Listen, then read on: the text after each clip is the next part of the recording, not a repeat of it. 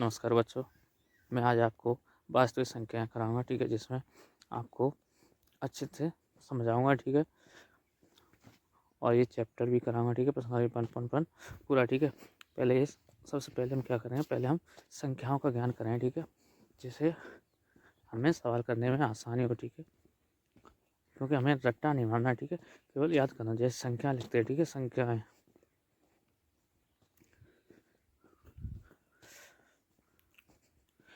इन संख्या के प्रकार यानी 2 प्रकार की होती हैं। नंबर 1, नंबर 2 वास्तविक संख्याएं।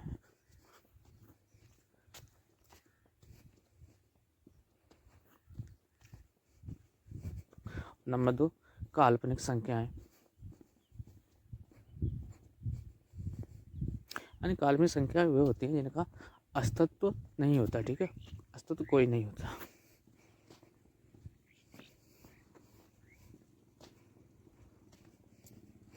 काल्पनिक संख्याएं जो हैं, जो हमें हाई स्कूल में तो नहीं मिलेंगी। ठीक है, मगर जो फर्स्ट ईयर करोगे ना,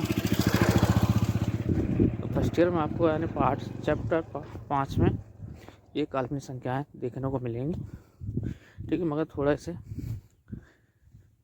गाड़ी समझ आए। ठीक है, थोड़ा ही समझ आएंगे। जैसे ये सवाल है हमारा, ठीक है, प्लस में, तो हमें ये प्लस में आएगा, हम पछान तक करेंगे तो ठीक है, तो ये माइनस में हो जाए। ठीक है, बराबर 2, माइनस के 2 हो जाए। ठीक है, तो एक्स बराबर प्लस माइनस √2। ठीक है, तो ये क्या है, माइनस के 2 काल्पनिक संख्या है। क्या है, काल्पनिक संख्या।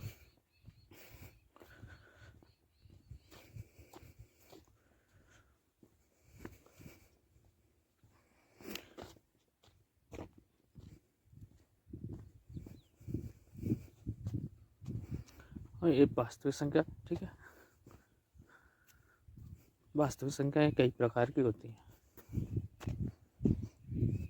जैसे नंबर 1 प्राकृतिक संख्या। नंबर 2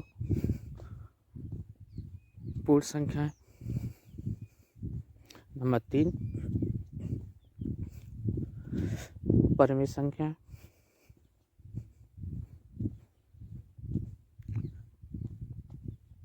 नंबर 4 अपरिमित संख्याएं।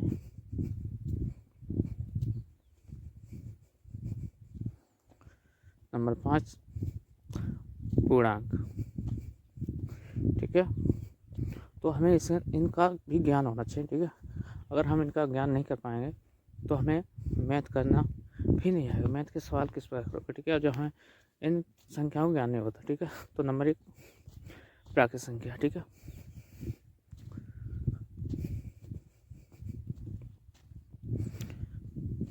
प्राकृतिक संख्याएं अच्छे से समझाना। ठीक है बेटा,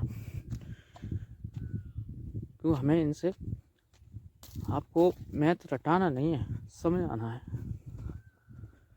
ठीक है, अगर आप इन संख्याओं को समझ आओगे, ठीक है, तो आप आसानी से सवालों को हल कर सकेंगे और आगे चल के भविष्य में भी काम देगी। ठीक है, क्योंकि अगर आपके बच्चे होंगे, अगर आप पढ़ाने चले गए कहीं, बच्चों को समझाओगे तो संख्या किसी ने पूछा सर ये संख्या क्या होती हैं, तो आप बता सकते हैं। ठीक है, जैसे अन्य एग्जाम्पल है, जैसे इसे हम n से प्रतिशत करते हैं। जैसे 1, 2, 3, 4, 5, 6, 7, 8, 9, 10, 11 ... ये क्या है, हमारी प्राकृतिक संख्या है। ठीक है, ये अनंतक होती हैं। ठीक है, अब क्या बेटा, नंबर 2 पूर्ण संख्या है। पूर्ण संख्या यानी W से प्रदर्शित किया जाता है। हमें इसे याद करने के लिए क्या करना, 0 + n ध्यान में रखना है। ठीक है, यानी 0 से लेकर प्राकृतिक संख्या n में। ठीक है, तो 0, 1, 2, 3, 4 ... ये क्या है, पूर्ण संख्या है। ठीक है,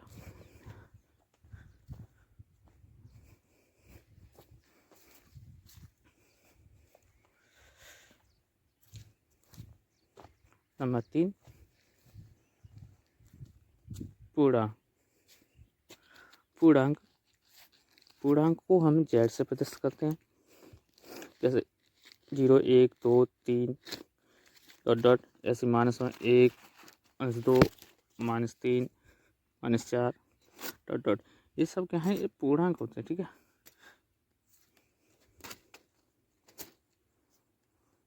तो अच्छी तरह समझा होगा, ठीक है। अब आपकी है ये परिमित संख्या और अपरिमित संख्या, इसे अच्छे से समझना है, ठीक है। क्योंकि अब जो हम इसमें मैथ में जो सवाल मिलेंगे इसी के जरिए, इसी टाइप में मिलेंगे, ठीक है। नंबर 3 परिमित संख्या।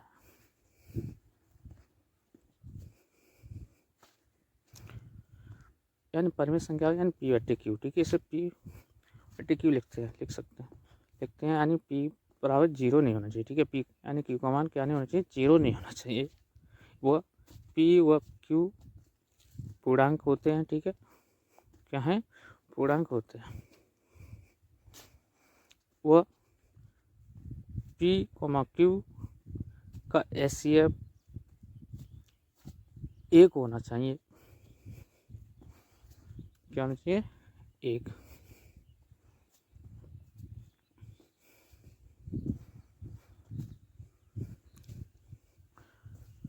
P/Q, Q बराबर 0 नहीं होना चाहिए, ठीक है। वह P व Q पूर्णांक होते हैं। वह PQ का HCF 1 होना चाहिए, ठीक है। इतना ध्यान रखें, इतना याद है करना है, ठीक है, समझना है।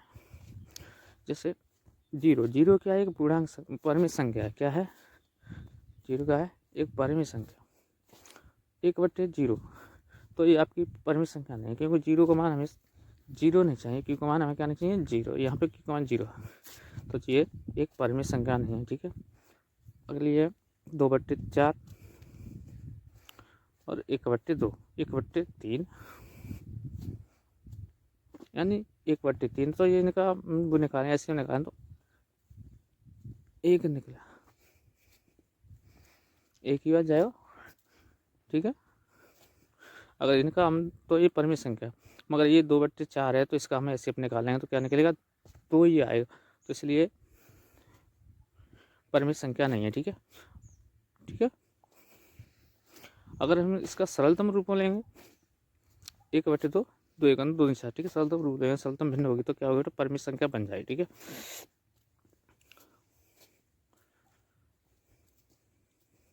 तो क्या है, ये परिमित संख्या है, ठीक है। क्योंकि ये तो बहुरूपिया ना 2/4 और इसकी परिमित संख्या है 1/2। तो परिमित संख्या क्यों, 2 भी पूर्णांक है, 4 भी पूर्णांक है, मगर इसका ऐसे निकालोगे तो 1 नहीं आएगा, ठीक है, 2 ही आएगा। तो इसलिए परिमित संख्या नहीं है। और 1/2 का हम ऐसे भी निकालें तो 1 आएगा। अपरिमित संख्याएं, तो अपरिमित संख्या बेटा क्या होती है, जो अभाज्य संख्याएं होती हैं, ठीक है।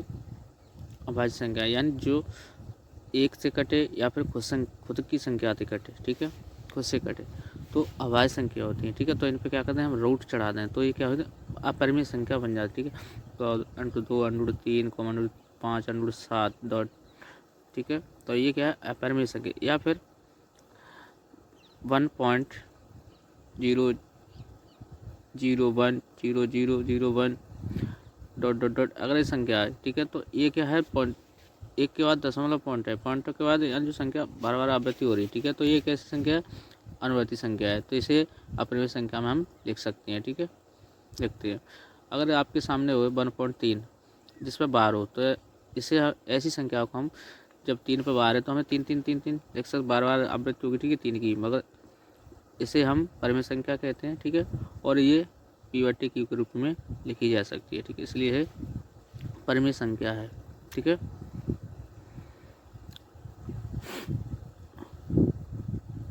परिमित संख्या, ठीक है ये,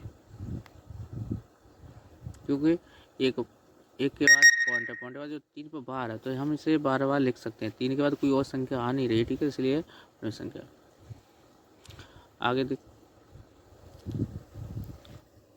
यूक्लिड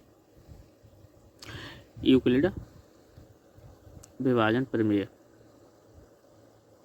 ये आपको जानना जरूरी है, ठीक है। इसे भी ऐसे, ठीक है, अच्छे से समझना, क्योंकि ये रटाना नहीं, समझाना ज़्यादातर, ठीक है।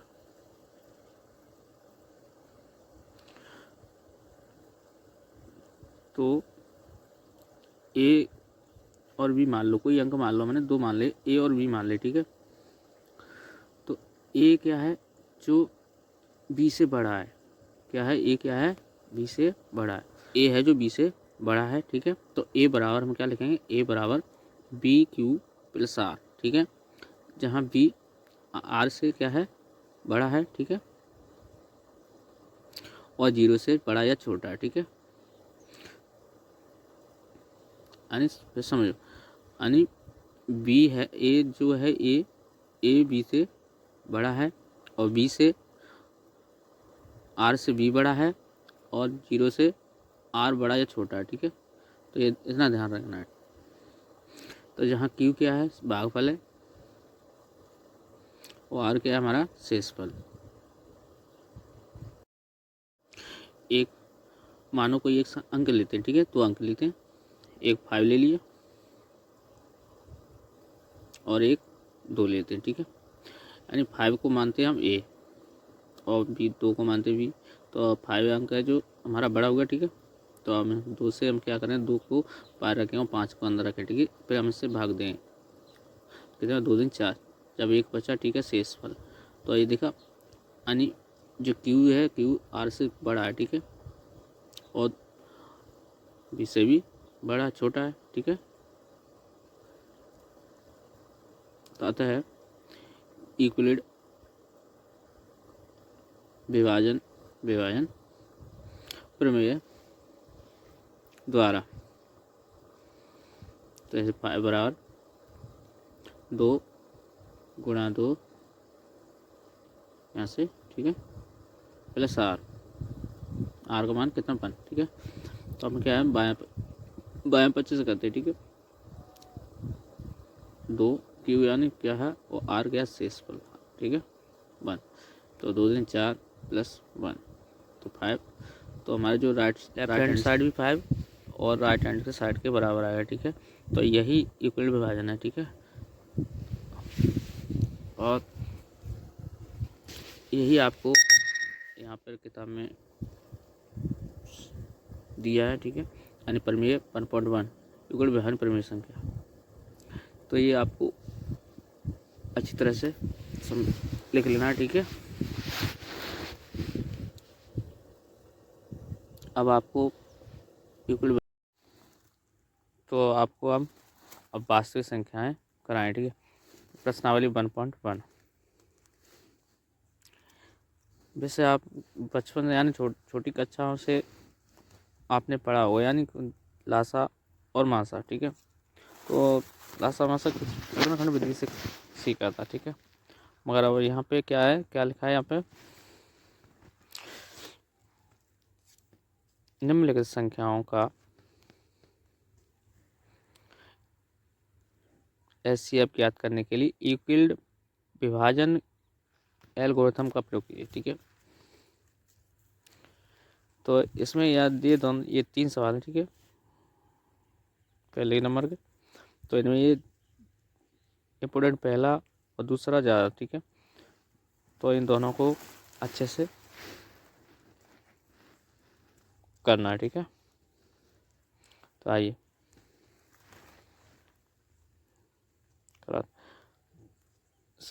135 व 225 हल।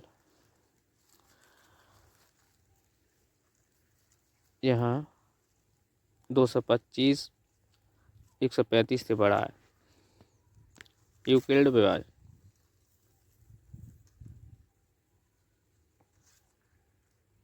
प्रमेय संख्या से।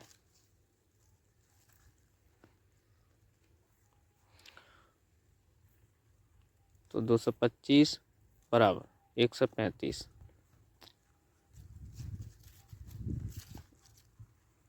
इधर हम भाग विधि से करते हैं, ठीक है। 135 और 225 को अंदर ले, ठीक है। तो 135 को हम 225 में भाग देंगे तो कितनी आ जाएगा, 1 बार जाएगा, ठीक है। 135 फिर क्या करें हम, घटाएंगे कि 0 और 1 से 2 12 में 3 गए तो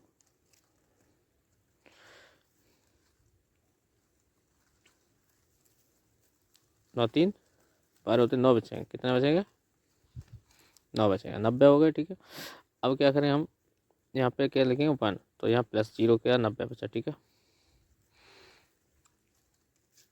90 और 135, ठीक है। चरण दूसरा, यानी 135 लेंगे यहाँ पे, ठीक है, बराबर 90। अब फिर दें 90 से क्या देंगे, 90 से भाग देंगे, ठीक है। 135 कितनी का, 1 बार 90 में से 135 से 90 घटाएंगे कितना बचेगा, 5 और 45, ठीक है। कितना बचा, 45 से गुणा कितना करेंगे, 1 और प्लस 45, ठीक है। हाँ, ये दूसरा चरण भी खत्म, ठीक है। अब हम क्या करना है, तीसरा चरण, ठीक है, 90 और 45 में करना है, ठीक है। अब तीसरा चरण, तो 90 बराबर 45 गुणा, ठीक है। तो 45 में देने 90 में, ठीक है, 45 दूनी 90, ठीक है। तो पूरा अब क्या है, शेषफल 0, ठीक है। तो हमें आर का मान क्या प्राप्त हुआ, शेषफल, ठीक है। तो 2 प्लस 0, ठीक है। तो ये हमारा इक्वल विभाजन प्रमेय पूरा हुआ, ठीक है। तो 45 अंश क्या, हमारा आंसर क्या होगा, 45, ठीक है।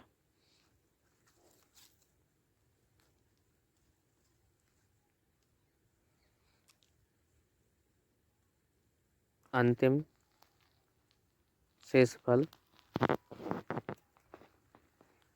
0 है, वो भाजक 45 है।